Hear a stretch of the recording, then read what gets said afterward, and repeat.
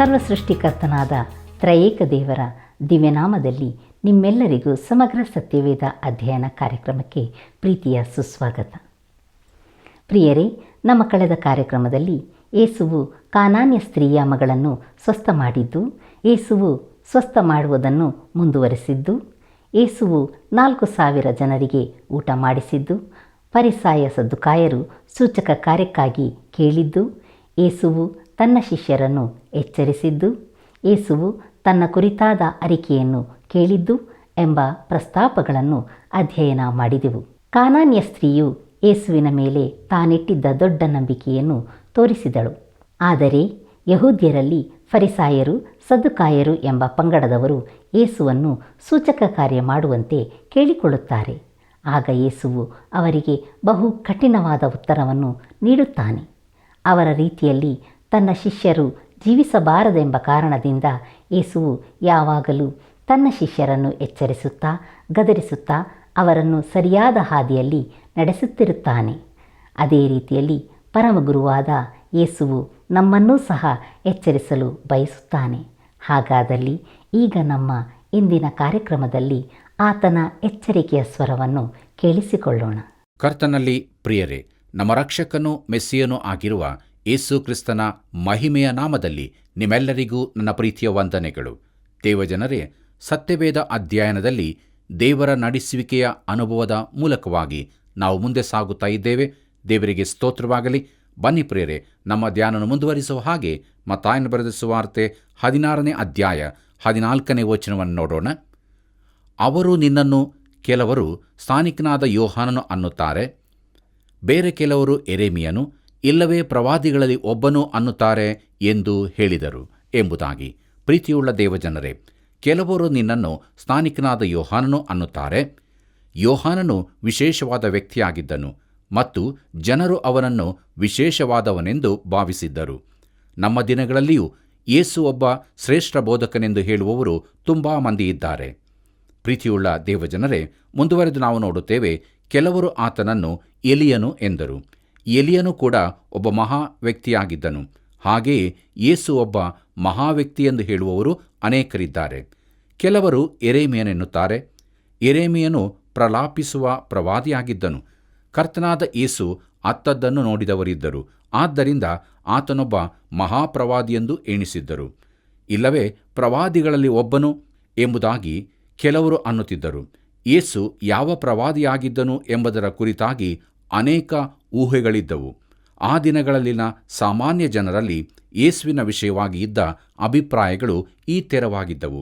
ಪ್ರಿಯರೇ, ಮುಂದುವರೆದು ನಾವು ಈಗ ಯೇಸು ತನ್ನ ಶಿಷ್ಯರನ್ನೇ ನೇರವಾಗಿ ಕೇಳುವುದನ್ನು ನೋಡುತ್ತೇವೆ. ನಮ್ಮ ಧ್ಯಾನ ಮುಂದುವರಿಸುವ ಹಾಗೆ ಮತ್ತಾಯನ ಬರೆದ ಸುವಾರ್ತೆ 16ನೇ ಅಧ್ಯಾಯ 15 ಮತ್ತು 16ನೇ ವಚನಗಳು ನೋಡೋಣ. ಆತನು ಅವರನ್ನು, ಆದರೆ ನೀವು ನನ್ನನ್ನು ಯಾರನ್ನುತ್ತೀರಿ ಎಂದು ಕೇಳಲಾಗಿ, ಸೀಮೋನ್ ಪೇತ್ರನು, ನೀನು ಬರಬೇಕಾಗಿರುವ ಕ್ರಿಸ್ತನು, ಜೀವಸ್ವರೂಪನಾದ ದೇವರ ಕುಮಾರನು ಎಂದು ಉತ್ತರ ಕೊಟ್ಟನು ಎಂಬುದಾಗಿ. ಕರ್ತನಲ್ಲಿ ಪ್ರಿಯರೇ, ಶಿಷ್ಯರು ಯೇಸುವಿನ ಕುರಿತಾಗಿ ಸರಿಯಾದ ಒಂದು ಅಭಿಪ್ರಾಯಕ್ಕೆ ಬರಬೇಕಾದ ಅಗತ್ಯವಿತ್ತು. ಸೀಮೋನ್ ಪೇತ್ರನು ಆ ಗುಂಪಿನ ಪರವಾಗಿ ಮಾತನಾಡಿದನು. ಅವನು ನೀನು ಬರಬೇಕಾಗಿರುವ ಕ್ರಿಸ್ತನು ಎಂದನು. ಕ್ರಿಸ್ತನು ಅಂದರೆ ಮೆಸ್ಸಿಯನು, ಅಭಿಷಿಕ್ತನಾದವನು, ಹಳೆ ಒಡಂಬಡಿಕೆಯಲ್ಲಿ ಮುಂತಿಳಿಸಲ್ಪಟ್ಟವನು. ಯೇಸುವೇ ಆತನು, ಅಲ್ಲದೆ ಜೀವಸ್ವರೂಪನಾದ ದೇವರ ಕುಮಾರನು. ಪ್ರಿಯರೇ, ಇಲ್ಲಿಯವರೆಗಿನ ವೃತ್ತಾಂತದಲ್ಲಿ ಇದು ಯೇಸುವಿನ ಕುರಿತಾದ ಅತ್ಯುತ್ತಮ ಅರಿಕೆಯಾಗಿದೆ. ಆತನಿಗೆ ಸಲ್ಲಿಸತಕ್ಕ ಅತ್ಯುನ್ನತ ಗೌರವವೂ ಇದಾಗಿದೆ.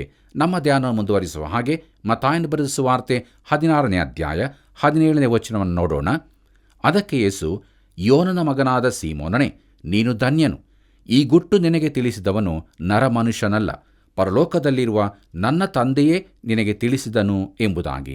ಪ್ರೀತಿಯುಳ್ಳ ಸಹೋದರ ಸಹೋದರಿಯರೇ, ಪರಿಶುದ್ಧಾತ್ಮನು ಮಾತ್ರವೇ ಒಬ್ಬನಿಗೆ ಯೇಸುವಿನ ಪರಿಚಯ ಮಾಡಿಕೊಡಬಲ್ಲನು. ಪರಿಶುದ್ಧಾತ್ಮನಿಂದಲ್ಲದೆ ಒಬ್ಬನು ಯೇಸುವನ್ನು ಕರ್ತನೆಂದು ಕರೆಯಲು ಸಾಧ್ಯವಿಲ್ಲ.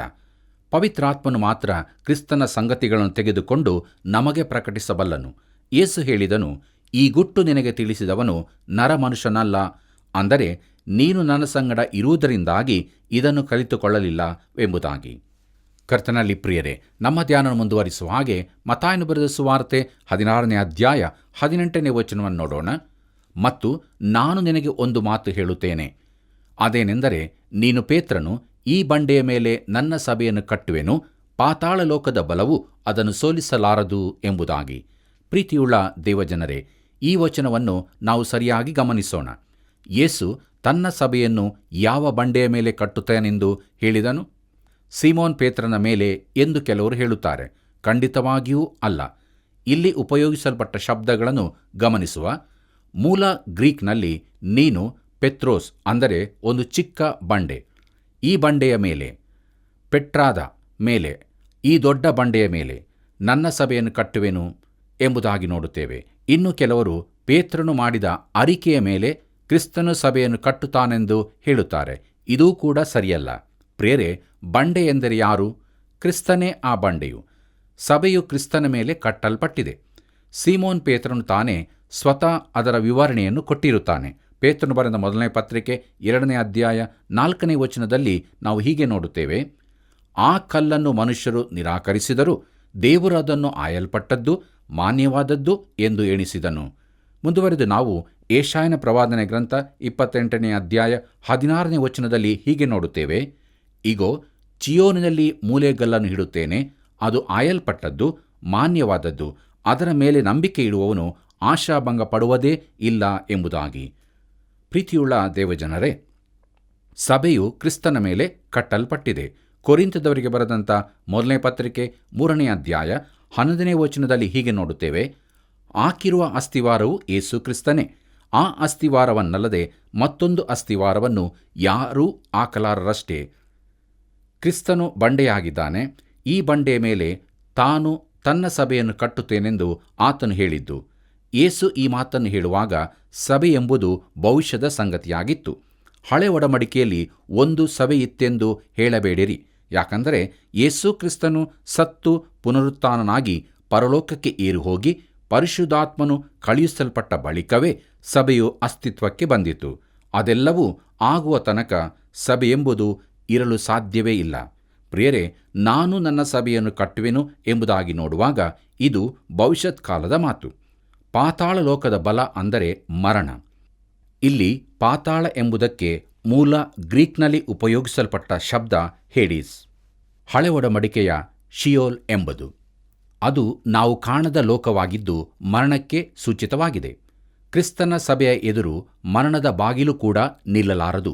ಕರ್ತನಾದ ಯೇಸು ಪರಲೋಕದಿಂದ ಮಹಾಘೋಷದೊಡನೆ ಇಳಿದು ಬರಲಿಕ್ಕಿದ್ದಾನೆ. ಆ ಶಬ್ದವು ಪ್ರಧಾನ ದೂತನ ಶಬ್ದದಂತಿದ್ದು ತುತೂರಿಯ ಧ್ವನಿಯಂತಿರುತ್ತದೆ. ಆಗ ಕ್ರಿಸ್ತನಲ್ಲಿ ಸತ್ತವರು ಎದ್ದು ಬರುವರು. ಆತನ ಸಭೆಗೆ ಎದುರಾಗಿ ಮರಣದ ಬಾಗಿಲುಗಳು ನಿಲ್ಲಲಾರವು. ಪ್ರೀತಿಯುಳ್ಳ ದೇವಜನರೇ, ನಮ್ಮ ಧ್ಯಾನ ಮುಂದುವರಿಸುವ ಹಾಗೆ ಮತ್ತಾಯನ ಬರೆದ ಸುವಾರ್ತೆ 16ನೇ ಅಧ್ಯಾಯ 19ನೇ ವಚನವನ್ನು ನೋಡೋಣ. ಪರಲೋಕ ರಾಜ್ಯದ ಬೀಗದ ಕೈಗಳನ್ನು ನಿನಗೆ ಕೊಡುವೆನು. ಭೂಲೋಕದಲ್ಲಿ ನೀನು ಯಾವುದನ್ನು ಕಟ್ಟುತ್ತೀಯೋ ಅದು ಪರಲೋಕದಲ್ಲಿಯೂ ಕಟ್ಟಿರುವುದು, ಮತ್ತು ಭೂಲೋಕದಲ್ಲಿ ನೀನು ಯಾವುದನ್ನು ಬಿಚ್ಚುತ್ತೀಯೋ ಅದು ಪರಲೋಕದಲ್ಲಿಯೂ ಬಿಚ್ಚಿರುವುದು ಅಂದನು ಎಂಬುದಾಗಿ.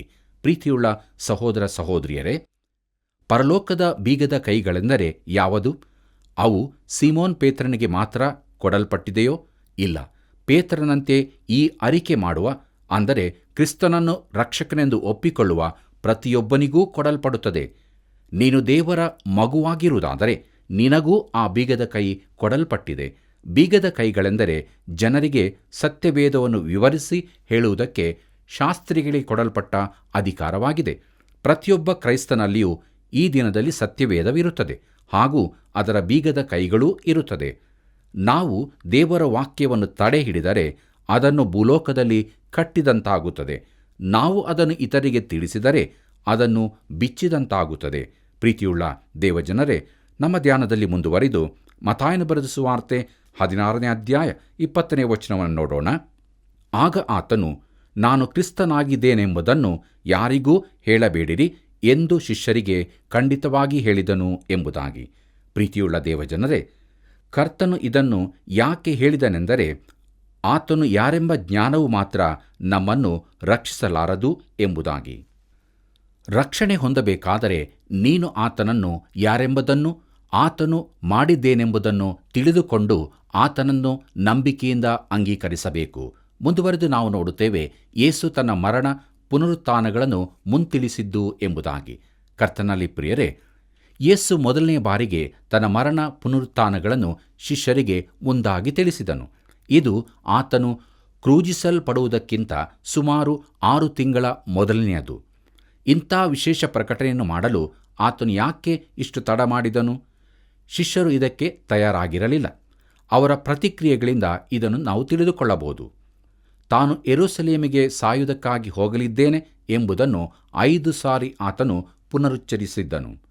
ಅಷ್ಟು ಸ್ಪಷ್ಟವಾಗಿ ಮಾತನಾಡಿದರೂ ಆತನ ಪುನರುತ್ಥಾನದ ಬಳಿಕ ಮಾತ್ರವೇ ಅವರು ಅದನ್ನು ಗ್ರಹಿಸಿಕೊಂಡರು. ಬನ್ನಿ ಪ್ರಿಯರೇ, ಮುಂದುವರೆದು ನಮ್ಮ ಧ್ಯಾನದಲ್ಲಿ ಮತ್ತಾಯನ ಬರೆದ ಸುವಾರ್ತೆ 16ನೇ ಅಧ್ಯಾಯ 21ನೇ ವಚನವನ್ನು ನೋಡೋಣ.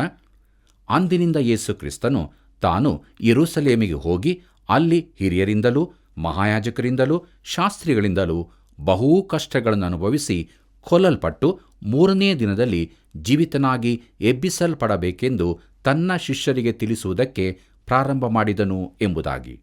ಪ್ರೀತಿಯುಳ್ಳ ಸಹೋದರ ಸಹೋದರಿಯರೇ, ಕರ್ತನಾದ ಯೇಸು ನನಗಾಗಿ ನಿನಗಾಗಿ ಇದನ್ನೇ ಮಾಡಿದ್ದು. ಇದೇ ಸುವಾರ್ತೆ ಸತ್ಯವೇದದಲ್ಲಿ ತಿಳಿಸಲ್ಪಟ್ಟಂತೆ ಯೇಸು ನಮ್ಮ ಪಾಪಗಳಿಗಾಗಿ ಸತ್ತನು, ಹೂಣಲ್ಪಟ್ಟನು ಮತ್ತು ತಿರುಗಿ ಎಬ್ಬಿಸಲ್ಪಟ್ಟನು. ಆತನು ಯಾರೆಂಬುದನ್ನು ನಾವು ತಿಳಿದುಕೊಳ್ಳಬೇಕು. ಆತನು ನಮಗಾಗಿ ಏನು ಮಾಡಿದಾನೆಂಬುದನ್ನು ನಾವು ತಿಳಿದುಕೊಳ್ಳಬೇಕು. ಇದನ್ನು ನೀನು ತಿಳಿದುಕೊಂಡರೆ ಮತ್ತು ನಂಬಿಕೆಯಿಂದ ಆತನನ್ನು ಸ್ವೀಕರಿಸಿದರೆ ನೀನು ರಕ್ಷಿಸಲ್ಪಡುತ್ತಿ. ದೇವರಿಗೆ ಮಹಿಮೆಯಾಗಲಿ. ಬನ್ನಿ ಪ್ರಿಯರೇ, ನಮ್ಮ ಧ್ಯಾನ ಮುಂದುವರಿಸುವ ಹಾಗೆ ಮತ್ತಾಯನ ಬರೆದ ಸುವಾರ್ತೆ 16ನೇ ಅಧ್ಯಾಯ 22ನೇ ವಚನವನ್ನು ನೋಡೋಣ.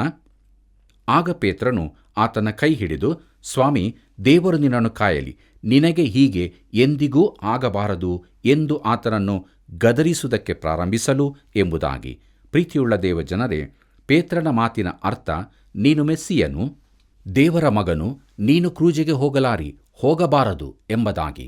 ನಾವು ನೋಡುವಂತೆ ಕ್ರೂಜೆಯು ಅಪೊಸ್ತಲರ ಯೋಚನೆಯಲ್ಲಿಯೇ ಇರಲಿಲ್ಲ.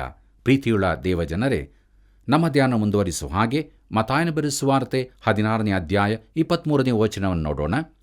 ಆತನು ತಿರುಗಿಕೊಂಡು ಪೇತ್ರನಿಗೆ, ಸೈತಾನನೇ, ನನ್ನ ಮುಂದೆ ನಿಲ್ಲಬೇಡ, ನಡೆ, ನನಗೆ ನೀನು ವಿಘ್ನವಾಗಿದ್ದಿ. ನಿನ್ನ ಯೋಚನೆ ಮನುಷ್ಯರ ಯೋಚನೆಯ ಹೊರತು ದೇವರದಲ್ಲ ಎಂದು ಹೇಳಿದನು ಎಂಬುದಾಗಿ. ಪ್ರೀತಿಯುಳ್ಳ ದೇವಜನರೇ, ಯೇಸು ನಮ್ಮ ಪಾಪಗಳಿಗಾಗಿ ಸತ್ತನು, ಹೂಣಲ್ಪಟ್ಟನು ಮತ್ತು ಸತ್ತವರೊಳಗಿಂದ ಎಬ್ಬಿಸಲ್ಪಟ್ಟನು ಎಂಬ ಸುವಾರ್ತೆಯ ಸತ್ಯವನ್ನು ಅಲ್ಲಗಳೆಯುವುದು ಸೈತಾನನ ಕೆಲಸವಾಗಿದೆ. ಈ ಸತ್ಯಗಳನ್ನು ಪೀಠದ ಮೇಲಿನಿಂದ ಅಲ್ಲಗಳೆಯುವುದು ದೇವದೂಷಣೆಯಾಗಿದೆ. ಯೇಸು ಕ್ರಿಸ್ತನ ಪ್ರಾಯಶ್ಚಿತ್ತಾತ್ಮಕ ಮರಣವು ಮಾತ್ರವೇ ನಮ್ಮನ್ನು ರಕ್ಷಿಸುವಂಥದ್ದಾಗಿದೆ. ಮುಂದೆ ಪೇತ್ರನು ಹೀಗೆ ಬರೆಯುತ್ತಾನೆ. ಪೇತ್ರನು ಬರೆದ ಮೊದಲನೇ ಪತ್ರಿಕೆ 2ನೇ ಅಧ್ಯಾಯ 24ನೇ ವಚನದಲ್ಲಿ, ಆತನು ನಮ್ಮ ಪಾಪಗಳನ್ನು ತಾನೇ ತನ್ನ ದೇಹದಲ್ಲಿ ಹೊತ್ತುಕೊಂಡು ಮರಣದ ಕಂಬವನ್ನು ಏರಿದನು. ಆತನ ಬಾಸುಂಡೆಗಳಿಂದ ನಿಮಗೆ ಗುಣವಾಯಿತು ಎಂಬುದಾಗಿ. ಕರ್ತನಲ್ಲಿ ಪ್ರಿಯರೇ, ಪೇತ್ರನಲ್ಲಿ ಎಂಥ ದೊಡ್ಡ ಬದಲಾವಣೆಯಾಗಿದೆಯಲ್ಲವೇ? ಕರ್ತನು ಪೇತ್ರನಿಗೆ, ಸೈತಾನನೇ, ನನ್ನ ಮುಂದೆ ನಿಲ್ಲಬೇಡ ಎಂದು ಹೇಳಿದನು. ಈ ಸಂದರ್ಭವನ್ನು ಗಮನಿಸಿರಿ. ಪೇತ್ರನು ದೇವರಾತ್ಮನ ಸಹಾಯದಿಂದ ಯೇಸು ದೇವಕುಮಾರನೆಂದು ಅರಿಕೆ ಮಾಡಿದ್ದನು. ಆದರೆ ಇನ್ನೊಂದು ಕ್ಷಣದಲ್ಲಿ ಸೈತಾನನು ತನ್ನನ್ನು ಮೋಸಗೊಳಿಸಲು ಬಿಟ್ಟುಕೊಟ್ಟಿದ್ದಾನೆ. ನಮ್ಮ ಜೀವಿತಗಳನ್ನು ಯಾವಾಗಲೂ ಪ್ರಿಯರೇ ಪರೀಕ್ಷಿಸಿಕೊಳ್ಳುವರು ಆಗಬೇಕು. ಅನೇಕ ಸಂದರ್ಭಗಳಲ್ಲಿ ನಾವು ಕೂಡ ಇದೇ ರೀತಿ ಮಾಡಿದವರು ಆಗಿದ್ದಿರಬಹುದು. ಬನ್ನಿ ಪ್ರಿಯರೇ, ಮುಂದುವರೆದ ನಮ್ಮ ಧ್ಯಾನದಲ್ಲಿ ಮತ್ತಾಯನ ಬರೆದ ಸುವಾರ್ತೆ 16ನೇ ಅಧ್ಯಾಯ 24ನೇ ವಚನವನ್ನು ನೋಡೋಣ. ಮತ್ತು ಯೇಸು ತನ್ನ ಶಿಷ್ಯರಿಗೆ ಹೇಳಿದ್ದೇನೆಂದರೆ, ಯಾವನಿಗಾದರೂ ನನ್ನ ಹಿಂದೆ ಬರುವುದಕ್ಕೆ ಮನಸ್ಸಿದ್ದರೆ ಅವನು ತನ್ನನ್ನು ನಿರಾಕರಿಸಿ ತನ್ನ ಶಿಲುಬೆಯನ್ನು ಹೊತ್ತುಕೊಂಡು ನನ್ನ ಹಿಂದೆ ಬರಲಿ ಎಂಬುದಾಗಿ. ಪ್ರೀತಿಯುಳ್ಳ ದೇವಜನರೇ, ಅನೇಕರು ಈ ವಚನವನ್ನು ತಪ್ಪಾಗಿ ಅರ್ಥ ಮಾಡಿಕೊಂಡು ಕೆಲವು ಲೌಕಿಕ ಆಶೆಗಳನ್ನು ತ್ಯಜಿಸಲಿ ಎಂಬಂತೆ ತಿಳಿದುಕೊಳ್ಳುತ್ತಾರೆ. ಆದರೆ ಇಲ್ಲಿ ತನ್ನನ್ನು ನಿರಾಕರಿಸಿ ಎಂದು ಹೇಳಿದೆ. ಈ ಲೋಕದಲ್ಲಿ ಅತ್ಯಂತ ಕಷ್ಟಕರವಾದ ಸಂಗತಿಯೆಂದರೆ ನಮ್ಮನ್ನು ನಾವು ನಿರಾಕರಿಸುವುದೇ ಆಗಿದೆ. ನಮಗೆ ಬೇಕಾದ ಯಾವ ಸಂಗತಿಯನ್ನಾದರೂ ನಿರಾಕರಿಸುವುದು ಕಷ್ಟಕರವೇ. ಆದರೆ ನನ್ನನ್ನೇ ನಿರಾಕರಿಸುವುದೆಂದರೆ ನನ್ನ ಸ್ವಾರ್ಥವನ್ನು ಬದಿಗಿಟ್ಟು ಕ್ರಿಸ್ತನನ್ನು ಆ ಸ್ಥಾನದಲ್ಲಿಡುವುದೇ ಆಗಿದೆ. ಪ್ರಿಯರೇ, ಆತನನ್ನು ಹಿಂಬಾಲಿಸುವುದಾದರೆ ನನಗೆ ಒಂದು ಕ್ರೂಜೆ ಇದೆ, ನಿನಗೂ ಒಂದು ಕ್ರೂಜೆ ಇರುತ್ತದೆ. ಬನ್ನಿ ಪ್ರಿಯರೇ, ನಮ್ಮ ಧ್ಯಾನ ಮುಂದುವರಿಸುವ ಹಾಗೆ ಮತ್ತಾಯನ ಬರೆದ ಸುವಾರ್ತೆ 16ನೇ ಅಧ್ಯಾಯ 25ನೇ ವಚನದಿಂದ 27ನೇ ವಚನದವರೆಗೆ ನೋಡಿಕೊಳ್ಳೋಣ. ದಯವಿಟ್ಟು ನೀವು ಇದನ್ನು ಓದಿಕೊಳ್ಳಬೇಕಾಗಿ ಪ್ರೀತಿಯಿಂದ ಕೇಳಿಕೊಳ್ಳುತ್ತೇನೆ.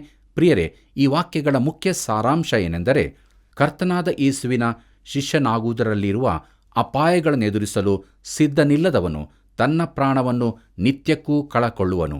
ಇದರ ವಿರುದ್ಧವಾದದ್ದು ಕೂಡ ಸತ್ಯವೇ ಸರಿ. ಕ್ರಿಸ್ತನ ಎರಡನೇ ಬರೋಣದಲ್ಲಿ ಎಲ್ಲರ ಲೆಕ್ಕಗಳು ಶೋಧಿಸಲ್ಪಟ್ಟು ಅವರವರಿಗೆ ತಕ್ಕ ಪ್ರತಿಫಲವು ಕೊಡಲ್ಪಡುವುದು ಎಂಬುದಾಗಿ. ಬನ್ನಿ ಪ್ರಿಯರೇ, ಮುಂದುವರೆದು ನಮ್ಮ ಧ್ಯಾನದಲ್ಲಿ ಮತ್ತಾಯನ ಬರೆದ ಸುವಾರ್ತೆ 16ನೇ ಅಧ್ಯಾಯ 28ನೇ ವಚನವನ್ನು ನೋಡೋಣ. ನಿಮಗೆ ನಿಜವಾಗಿ ಹೇಳುತ್ತೇನೆ, ಇಲ್ಲಿ ನಿಂತವರೊಳಗೆ ಕೆಲವರು ಮನುಷ್ಯಕುಮಾರನು ತನ್ನ ರಾಜ್ಯದಲ್ಲಿ ಬರುವುದನ್ನು ನೋಡುವ ತನಕ ಮರಣ ಹೊಂದುವುದೇ ಇಲ್ಲ ಅಂದನು ಎಂಬುದಾಗಿ. ಪ್ರೀತಿಯುಳ್ಳ ದೇವಜನರೇ, ಈ ವಚನವು 17ನೇ ಅಧ್ಯಾಯಕ್ಕೆ ಸಂಬಂಧಿಸಿದ್ದಾಗಿದೆ. ಯಾಕಂದರೆ ಆತನು ಹೇಳಿದ ಈ ಮಾತಿನ ಅರ್ಥವು ಆತನು ಪ್ರಕಾಶ ರೂಪವನ್ನು ಧರಿಸಿದ್ದರಲ್ಲಿ ಕಂಡುಬರುತ್ತದೆ. ದೇವರಿಗೆ ಮಹಿಮೆಯಾಗಲಿ. ಇಲ್ಲಿವರೆಗೆ ನಾವು ಮತ್ತಾಯನ ಬರೆದ ಸುವಾರ್ತೆ 16ನೇ ಅಧ್ಯಾಯ ಧ್ಯಾನವನ್ನು ಮುಗಿಸಿದೆವು. ಬನ್ನಿರಿ ಪ್ರಿಯರೇ, ನಮ್ಮ ಧ್ಯಾನವನ್ನು ಮುಂದುವರಿಸುವ ಹಾಗೆ ಮತ್ತಾಯನ ಬರೆದ ಸುವಾರ್ತೆ 17ನೇ ಅಧ್ಯಾಯ ಧ್ಯಾನವನ್ನು ಪ್ರಾರಂಭಿಸೋಣ. 17ನೇ ಅಧ್ಯಾಯದ ಮುಖ್ಯಾಂಶಗಳು: ಯೇಸು ಪ್ರಕಾಶ ರೂಪವನ್ನು ಧರಿಸಿದ್ದು, ದೆವ್ವಪೀಡಿತನಾದ ಹುಡುಗನು, ನಂಬಿಕೆಯಿಲ್ಲದ ಶಿಷ್ಯರು, ಯೇಸು ಅದ್ಭುತವನ್ನು ಮಾಡಿ ತೆರಿಗೆ ಹಣ ಕೊಟ್ಟದ್ದು ಎಂಬುದಾಗಿ. ಪ್ರೀತಿಯುಳ್ಳ ದೇವಜನರೇ, ನಾವು ಹಿಂದೆ ಹೇಳಿದಂತೆ ಮತ್ತಾಯನ ಬರೆದ ಸುವಾರ್ತೆಯ 16ನೇ ಅಧ್ಯಾಯದ 28ನೇ ವಚನವು ಈ ಅಧ್ಯಾಯಕ್ಕೆ ಸೇರಿದ್ದಾಗಿದೆ. ಅಲ್ಲಿ ನಾವು ಹೀಗೆ ನೋಡುತ್ತೇವೆ: ನಿಮಗೆ ನಿಜವಾಗಿ ಹೇಳುತ್ತೇನೆ, ಇಲ್ಲಿ ನಿಂತವರೊಳಗೆ ಕೆಲವರು ಮನುಷ್ಯಕುಮಾರನು ತನ್ನ ರಾಜ್ಯದಲ್ಲಿ ಬರುವುದನ್ನು ನೋಡುವ ತನಕ ಮರಣ ಹೊಂದುವುದಿಲ್ಲ ಅಂದನು ಎಂಬುದಾಗಿ. ಪ್ರಿಯರೇ, ಈ ಮಾತು ಅಪೊಸ್ತಲರಿಗೆ ಯೇಸುವಿನ ಪ್ರಕಾಶರೂಪ ಧರಿಸಿದ್ದರಲ್ಲಿ ಪೂರ್ತಿಯಾಯಿತು. ಈ ರೂಪಾಂತರವು ಮನುಷ್ಯಕುಮಾರನು ತನ್ನ ರಾಜ್ಯದೊಡನೆ ಬರುವ ಚಿತ್ರಣವಾಗಿದೆ. ಯೇಸು ಇಲ್ಲಿ ತನ್ನ ರೂಪಾಂತರದ ಸಂದರ್ಭದ ಕುರಿತಾಗಿ ಹೇಳಿದ್ದಾನೋ ಎಂಬುದಾಗಿ ಯಾರಾದರೂ ಕೇಳಬಹುದು. ಪ್ರಿಯರೇ, ಈ ರೂಪಾಂತರದ ಸಮಯದಲ್ಲಿ ಅಲ್ಲಿದ್ದವರಲ್ಲಿ ಪೇತ್ರನೂ ಒಬ್ಬನು. ಅವನು ಹೀಗೆ ಬರೆಯುತ್ತಾನೆ. ಪೇತ್ರನು ಬರೆದಂಥ 2ನೇ ಪತ್ರಿಕೆ 1ನೇ ಅಧ್ಯಾಯ 16ರಿಂದ 18ನೇ ವಚನದಲ್ಲಿ ಅಲ್ಲಿ ಹೀಗೆ ನೋಡುತ್ತೇವೆ: ನಮ್ಮ ಕರ್ತನಾದ ಯೇಸು ಕ್ರಿಸ್ತನ ಶಕ್ತಿಯನ್ನು, ಪ್ರತ್ಯಕ್ಷತೆಯನ್ನು ನಿಮಗೆ ತಿಳಿಯಪಡಿಸಿದ್ದರಲ್ಲಿ ಚಮತ್ಕಾರದಿಂದ ಕಲ್ಪಿಸಿದ ಕಥೆಗಳನ್ನು ನಾವು ಅನುಸರಿಸುವವರಾಗಿರಲಿಲ್ಲ. ಆತನ ಮಹತ್ತನ್ನು ಕಣ್ಣಾರೆ ಕಂಡವರಾಗಿಯೇ ತಿಳಿಯಪಡಿಸಿದೆವು. ಈತನು ಪ್ರಿಯನಾಗಿರುವ ನನ್ನ ಮಗನು, ಈತನನ್ನು ಮೆಚ್ಚಿದ್ದೇನೆ ಎಂಬಂಥ ವಾಣಿಯು ಸರ್ವೋತ್ಕೃಷ್ಟ ಪ್ರಭಾವದಿಂದ ಆತನಿಗೆ ಉಂಟಾದದ್ದರಲ್ಲಿ ಆತನು ತಂದೆಯಾದ ದೇವರಿಂದ ಘನ ಮಾನಗಳನ್ನು ಹೊಂದಿದನಲ್ಲವೇ ಎಂಬುದಾಗಿ. ಕರ್ತನಲ್ಲಿ ಪ್ರಿಯರೇ, ಕರ್ತನಾದ ಯೇಸು ಕ್ರಿಸ್ತನು ಬೆಟ್ಟದ ಮೇಲೆ ರೂಪಾಂತರ ಹೊಂದಿದಾಗ ಅಲ್ಲಿದ್ದ ಆತನ 3 ಮಂದಿ ಶಿಷ್ಯರಲ್ಲಿ ಈ ಮಾತು ನೆರವೇರಿತು.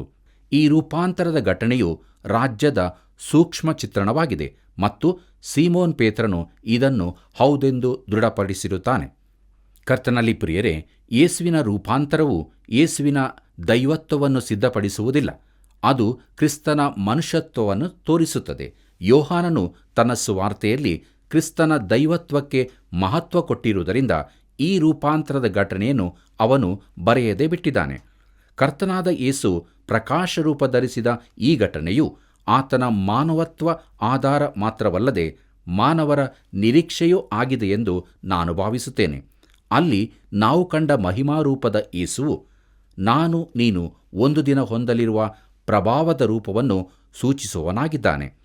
ಪ್ರಿಯರೇ, ಯೋಹಾನ ಬರೆದಂಥ 1ನೇ ಪತ್ರಿಕೆ 3ನೇ ಅಧ್ಯಾಯ 2ನೇ ವಚನದಲ್ಲಿ ನಾವು ಹೀಗೆ ನೋಡುತ್ತೇವೆ: ಪ್ರಿಯರೇ, ಈಗ ದೇವರ ಮಕ್ಕಳಾಗಿದ್ದೇವೆ, ಮುಂದೆ ನಾವು ಏನಾಗುವೆವೋ ಅದು ಇನ್ನೂ ಪ್ರತ್ಯಕ್ಷವಾಗಲಿಲ್ಲ. ಕ್ರಿಸ್ತನು ಪ್ರತ್ಯಕ್ಷನಾದರೆ ನಾವು ಆತನ ಹಾಗಿರುವೆವು ಎಂದು ಬಲ್ಲೆವು ಎಂಬುದಾಗಿ. ಕ್ರಿಸ್ತನ ಹಾಗೆ ಆಗುವ ಮಹಿಮೆಯ ಅನುಭವ ಪ್ರತಿಯೊಬ್ಬ ಕ್ರೈಸ್ತನಿಗೂ ದೊರಕಲಿದೆ. ಬನ್ನಿ ಪ್ರಿಯರೇ, ಮುಂದುವರೆದು ನಮ್ಮ ಧ್ಯಾನದಲ್ಲಿ ಮತ್ತಾಯನ ಬರೆದ ಸುವಾರ್ತೆ 17ನೇ ಅಧ್ಯಾಯ 2ನೇ ವಚನವನ್ನು ನೋಡೋಣ.